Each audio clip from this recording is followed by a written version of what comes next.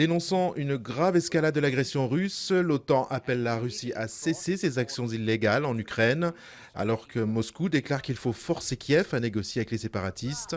L'Ukraine s'est dite intéressée par les armes de l'OTAN, mais pas de troupes à ses côtés pour combattre les séparatistes.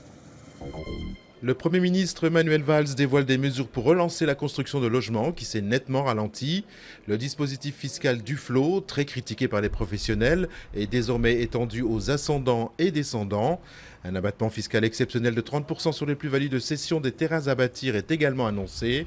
Alors que les conditions de crédit n'ont jamais été aussi favorables, 272 000 logements ont été mis en chantier au cours des 12 derniers mois, au lieu des 500 000 prévus par le gouvernement.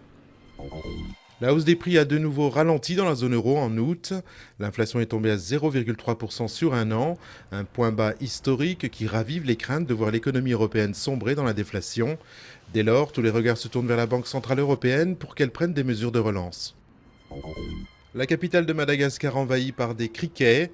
Deux essaims d'une vingtaine de kilomètres chacun ont mis plus d'une heure à traverser le centre-ville. Conséquence inattendue de cette invasion, plusieurs quartiers de Tananarive sont privés d'électricité du fait des dégâts causés par les millions d'insectes.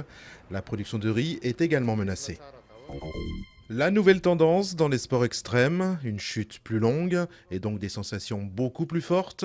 Le rope jumping, nouvelle variante du saut à l'élastique, commence à séduire de plus en plus d'amateurs. Née dans les années 90, cette discipline permet, comme ici en Grèce, de sauter d'une falaise à 200 mètres au-dessus d'une plage, frisson garanti.